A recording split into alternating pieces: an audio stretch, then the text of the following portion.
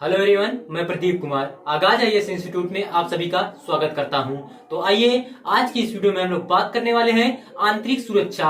आंतरिक सुरक्षा से रिलेटेड यूपीएससी के प्रीलिम्स और मेंस के लिए जितने भी इंपॉर्टेंट टॉपिक है हम आप लोगों के लिए लेकर आए हैं। तो चलिए देखते हैं। तो देखिए, प्रीलिम्स के लिए जो टॉपिक है वो institute for economics and peace और संयुक्त राष्ट्र सुरक्षा परिषद और अंतरराष्ट्रीय आतंकवाद पर व्यापक अधिसमय जो CCIT बोलती है। और मेंस के लिए जो टॉपिक है वो वैश्विक आतंकवाद सूचकांक है जिसे हम GTI बोलते हैं और विश्व स्तर पर आतंकवाद से संबंधित प्रमुख चुनौतियां।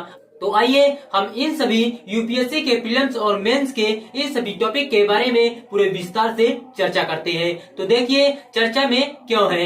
वैश्विक आतंकवाद सूचकांक ग्लोबल टेररिज्म इंडेक्स GTI में भारत 13वें स्थान पर है। रिपोर्ट से पता चला है कि हमलों और मौतों में कमी के बावजूद अफगानिस्तान लगातार चौथे वर्ष भी आतंकवाद से सबसे ज्यादा प्रभावित देश बना हुआ है। प्रमुख बिंदु क्या है, आइए हम लोग जानते हैं। GTI रिपोर्ट को टेररिज्म ट्रैकर और अन्य स्रोतों को डेटा का उपयोग करके think tank institute for economics and peace IEP द्वारा तैयार किया गया है। टेररिज्म ट्रैकर 1 जनवरी 2007 से आतंकवादी हमलों की घटनाओं का रिकॉर्ड प्रदान कर रहा है। डेटा सेट में वर्ष 2007 से 2022 की अवधि की लगभग 66,000 आतंकवादी घटनाएं शामिल है।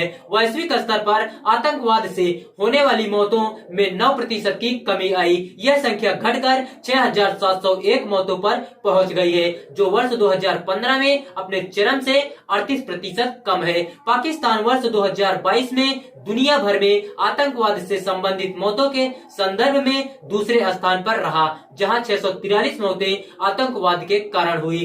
दक्षिण एशिया सबसे खराब औसत GTI स्कोर वाला क्षेत्र बना हुआ है। दक्षिण एशिया में वर्ष 2022 में आतंकवाद से 1,354 मौतें दर्ज की गई। इस्लामिक स्टेट IS और उसके सहयोगी लगातार 8वें वर्ष विश्व स्तर पर सबसे घातक आतंकवादी समूह है। वर्ष 2022 में किसी भी समूह की तुलना में सबसे अधिक हमले और मौतें दर्ज की गई।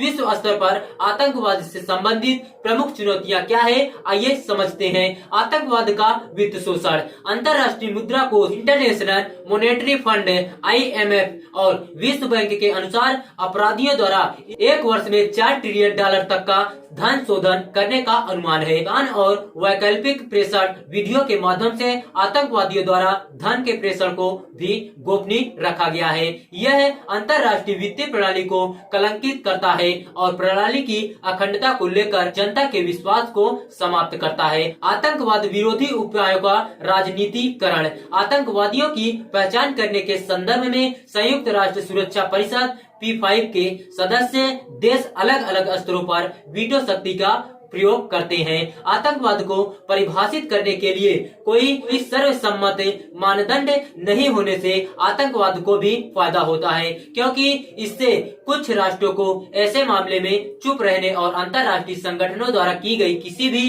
कार्रवाई पर अपने वीटो का उपयोग करने की अनुमति प्राप्त होती है। आतंकवादियों द्वारा उभरती प्रौद्योगिकी का उपयोग। कंप्यूटिंग और दूरसंचार में व्यापक इंटरनेट तक पहुँच, end to end encryption and virtual private network जैसे नवाचारों ने विश्व भर में अधिक संख्या में कट्टरपंथियों के लिए नए प्रकार के संचालन को संभव बना दिया है तथा यह एक उभरता हुआ खतरा है। आगे की राह क्या है, आइए हम लोग समझते हैं। काउंटर टेररिज्म एजेंडे को फिर से सक्रिय करना। विश्व भर में आतंकवादियों की पहचान करने के मामले में देशों को मिलकर कार्य करने की आवश्यकता है। साथ ही P5 देशों की वीटो शक्ति को समिति करते हुए आतंकवाद के वैश्विक एजेंडे को फिर से सक्रिय करना अति आवश्यक है। आतंकवाद की सार्वभौमिक परिभाषा को अपनाना। आतंकवाद की सार्वभौमिक परिभाषा को अपनाने की भी आवश्यकता है ताकि संयुक्त राष्ट्र महासभा UNGA के सभी सदस्य देश इसे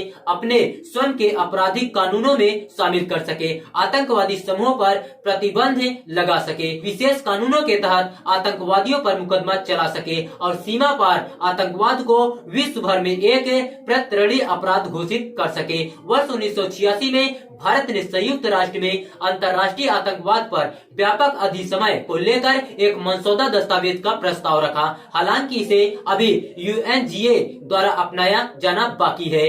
टेरर फंडिंग पर अंकुश लगाना, इस संबंध में ठोस कानूनों की आवश्यकता है, जिसके लिए बैंकों को ग्राहक पर नजर रखने और आतंकवाद को रोकने के लिए संदिग्ध लेन देन की रिपोर्ट करने की आवश्यकता है। साथ ही भारत क्रिप्टो करेंसी को विनियमित करने की दिशा में कार्य कर सकता है। तो देखिए, अगर आप लोगों को इसका पीडीएफ चाहिए तो इसका पीडीएफ टेलीग्राम चैनल पर मिल जाएगा। टेलीग्राम चैनल का नाम है आगाज आईएएस इंस्टीट्यूट और टेलीग्राम चैनल का लिंक हमने डिस्क्रिप्शन में दे दिया है। आप वहां से जाकर टेलीग्राम चैनल को डायरेक्ट विजिट कर सकते हैं और पीडीएफ डाउनलोड कर सकते हैं।